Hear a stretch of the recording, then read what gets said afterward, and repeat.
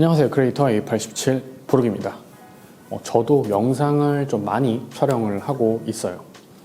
근데 이렇게 영상을 좀 많이 촬영하더라도 신경을 쓰지 않고 올리는 이런 유튜브 영상 같은 경우에는 그냥 뭐 촬영을 하게 되면은 촬영 때는 이제 몰랐던 자잘한 실수들 때문에 영상을 좀 다시 촬영을 하거나 아니면은 영상의 퀄리티가 좀 떨어지는 영상을 좀 그대로 편집해야 되는 경우가 종종 발생을 하게 됩니다.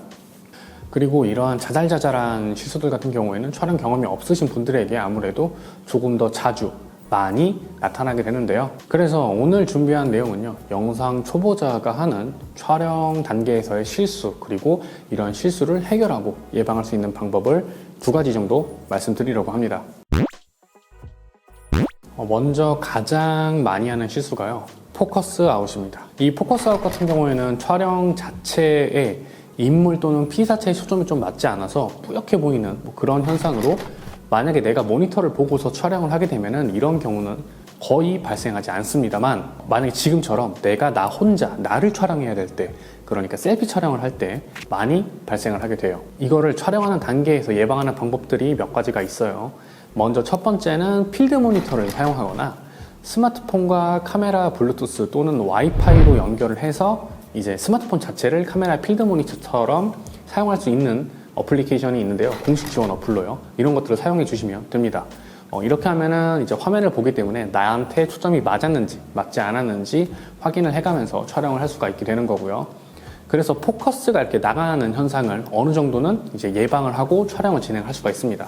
그리고 만약에 오토 포커스를 사용을 하신다면은 사람의 얼굴이나 눈을 추적하는 모드들이 있잖아요. 이 트래킹 모드, 이런 것들이 있으면 좋은데, 만약에 이런 기능이 없는 경우에는 지금처럼 이렇게 앉아서 고정된 위치, 카메라의 거리가 변경되지 않는다는 선에서 가정을 해보면은 그냥 MF 모드로 촬영을 하시는 게 도움이 됩니다. 제 경우에는 MF 모드를 선호를 해요. 그 이유는 제가 사용하고 있는 파나소닉 카메라 경우에는 이제 AF 기능이 사실 이제 경쟁사 대비해서 그렇게 막 뛰어나다고 평가되지도 않고, 실제로도 그런 것 같고, 그로 인해서 이제 뭐 워블링 현상이라든가 이런 것들이 종종 발생을 해서 저는 그냥 MF 모드로 촬영을 하고요. 초점이 맞는지 맞지 않았는지 확인을 위해서는 이제 외부 모니터나 스마트폰 어플리케이션을 이용해서 이렇게 확인을 하면서 영상을 촬영하고 있습니다. 지금은 참고로 인물 트래킹 모드입니다. 뭐 아무튼 이제 MF로 촬영을 할 때 별도의 연출이 좀 필요 없고 조명도 충분하다면은 F 값을 높여서 촬영을 하는 걸 추천을 드려요. 그러니까 F 값, 그러니까 조리개의 수치가 낮으면 낮을수록 아웃포커싱이 되게 되는데, 이게 MF로 촬영을 하게 되면은 내가 움직이면서 거리가 달라지게 되죠. 카메라와의 거리가. 그러면 이제 포커스가 안 맞을 수가 있어요. 이때 F 값의 조리개를 더 개방을 하게 되면은 이러한 현상을 좀 예방을 하고요. 그리고 좀 더 이제 초점이 안 맞았지만 맞은 것 같은 뭐 그런 결과물을 만들어낼 수가 있습니다. 이거는 비교 영상을 좀 보시면 좋을 것 같아요.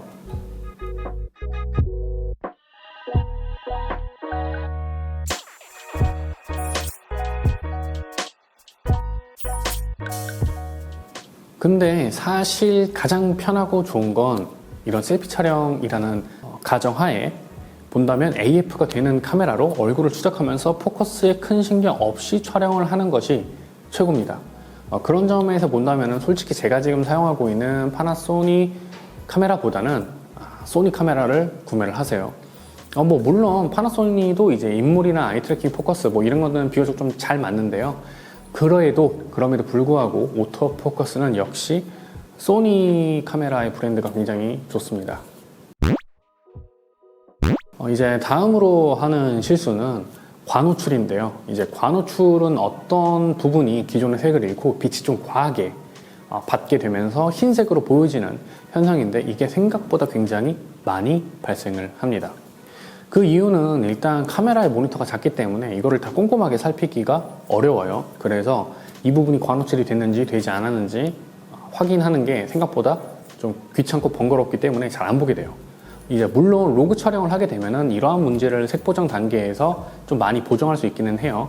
하지만 지금은 촬영자의 조건이 초보자니까 로그 촬영을 좀 제외를 하고 쭉 이어서 설명을 드리도록 할게요. 이러한 문제를 해결하는 방법 중에서 가장 간단한 거는 제브라 패턴을 이용하는 겁니다.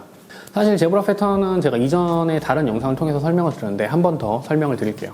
제브라 패턴이란 영상 또는 사진에서 하이라이트 영역 중에서 과노출에 가까운 영역을 줄무늬나 얼룩말 무늬로 이렇게 좀 표기를 해서 노출값을 사용자가 조금 세팅할 수 있도록 도움을 주는 일종의 어시스트 기능이라고 보시면 돼요.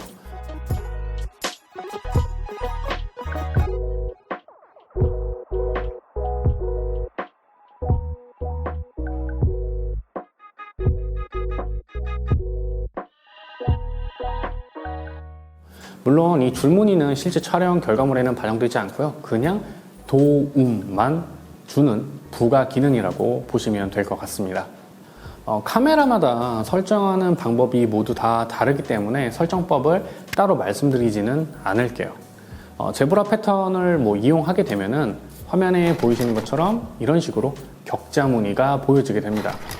이렇게 발생한 격자 무늬는 단계를 카메라에 따라서 설정을 할 수 있기도 하고요. 이 색상을 변경할 수 있기도 한데요. 앞서 말씀드렸지만 이것 역시 마찬가지로 카메라 제조사, 브랜드, 그 종류마다 전부 다 다르기 때문에 넘어가도록 하겠습니다.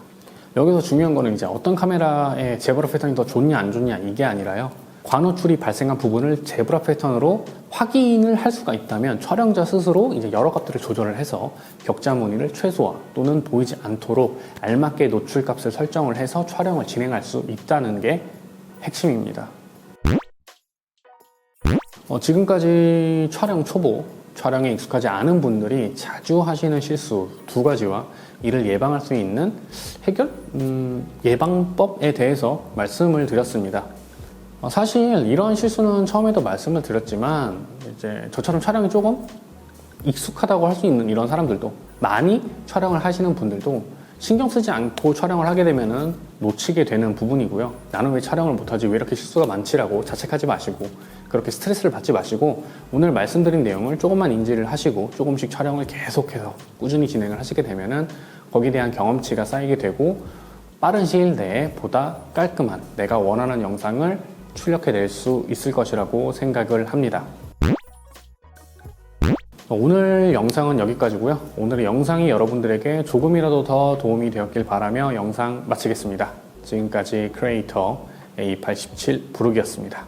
감사합니다.